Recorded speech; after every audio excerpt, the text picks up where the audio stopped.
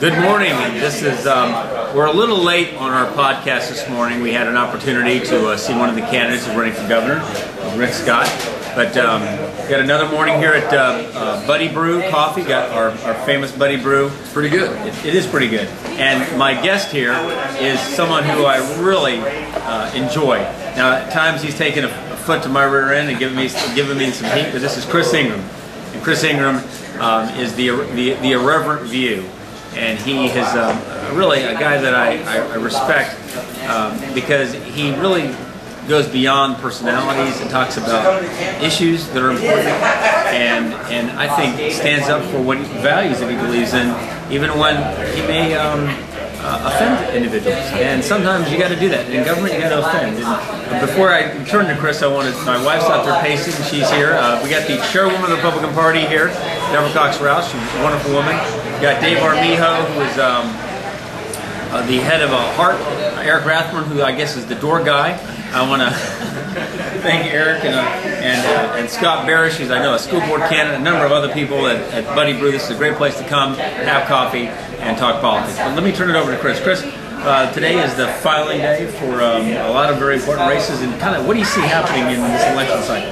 Well, you know, here in Hillsborough County, we've got a lot of interesting races, obviously. We've got a lot of open seats, and certainly a strong interest in public service and government. And, you know, yourself notwithstanding, and there are other good people out there like yourself who have had a few years of service to the community and to our country and our state. Certainly your military experience notwithstanding is very important.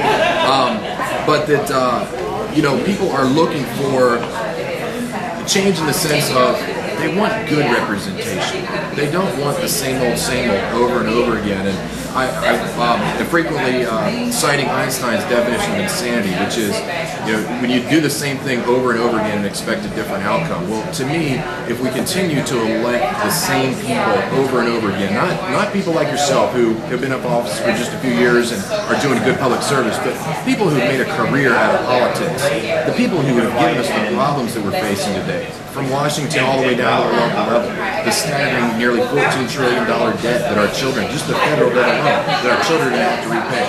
And somehow expecting that the people who gave us these problems now magically have the solutions to those problems is absolutely insane. And I see that right here a lot.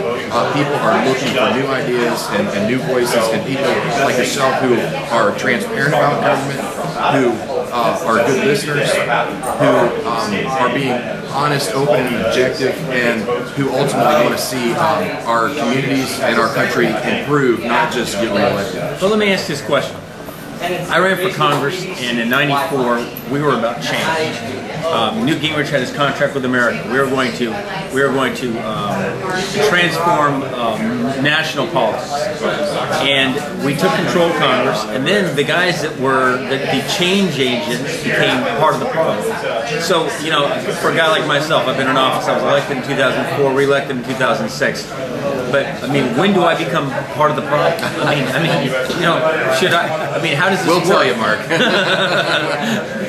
No, I think in all seriousness, it comes when voters can recognize that a candidate who speaks out of both sides of his mouth just so that he can appeal to everyone, as opposed to taking a tough stand on important issues, like you've done on a number of things here in Hillsborough County, Pat Bean and other things, the transportation issue. You know, I commend you for that because it shows real leadership, and we are lacking leadership in our country. We're lacking people who are willing to give us what we need as opposed to just what we want. And I think that when you change from that, that's when you can become part of the problem as opposed to being part of the solution. You know, I know that for myself, I think about this a lot. You know, how badly do you want to be in office, and how badly do you want to stay in office? And my feeling has always been, you know, every day is an honor to serve. And for those of you thinking about running or thinking about running against me or whatever it might be, you got about 3 hours. Yeah, you got 3 hours to file.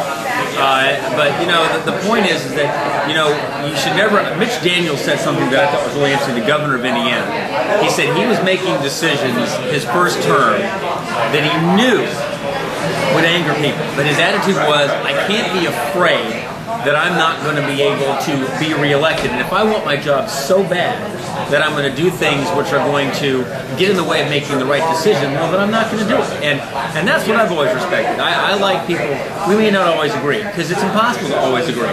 But at the same time, you know, you've got to be willing to take principled, tough stands, and you've got to be willing, I think, to serve. And that, you know, we're going to be dealing at the national level with issues involving Social Security, Medicare, Medicaid, some big issues. It's going to affect everybody. And if we're afraid to offend people, we're never going to be able to talk about it. Absolutely right, and we need that. We need people that understand that. We need people who are willing to step up to the plate, willing to risk their own political future, if you will, to do the right thing. And it's unfortunate that we live in a time like that today, but that's really where we are. On the federal government level, entitlement spending in 10 years is going to eat up virtually 100% of every dollar collected currently by the federal government.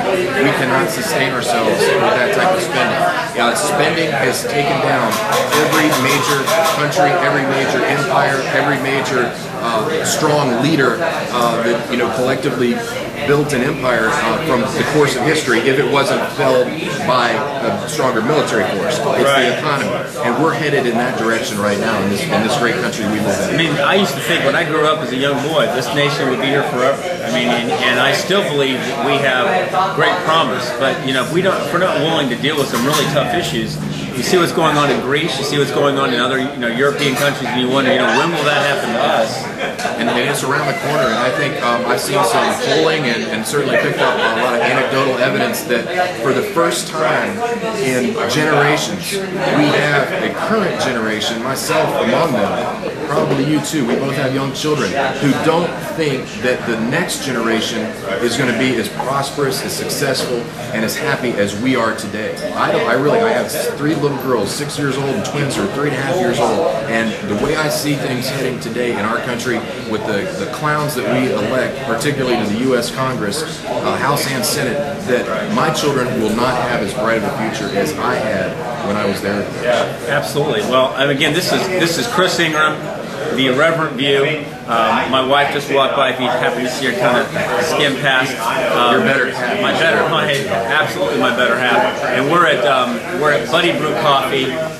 Dave Ward is the owner, and his wife Susan. They're great people. I think you should all, you know, there we go. There's the cup. There we go. And this is the Buddy Brew is on Albany and Kennedy, and it's some of the best coffee you can imagine. He roasts it right here, and he'll mail order it. And I'll tell you, you know, what I like about places like this is you can come, sit down, have a cup of coffee, talk politics, and exchange ideas. And I love it. And I'll tell you, I'm honored. I feel honored today to be in politics, serving in government. And you know, we're going to have a race, and that's what's so wonderful, because in a democracy, people have the right to run, and as an elected official, we have the responsibility to answer tough questions, and you know, it's not my seat, and we're going to defend it. And, you know, you're going to see a big governor's race, which is going to be interesting, a Senate race, which is going to be.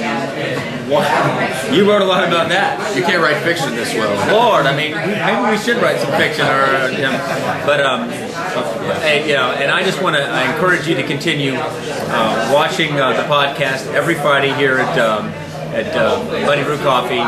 We will start at 8:30. We'll have brilliant minds like Chris Ingram, and he writes a great column. And I would encourage you to go find The Irreverent View online. And to watch what he has to say. You might not like it. It might even offend you personally, but I think you're going to come away from it smarter, stronger, and better for it. And so that's what our democracy is all about. That's what this show's about. And Chris, God bless you, buddy. Thank you. Let's have a great race. All right. See you, man.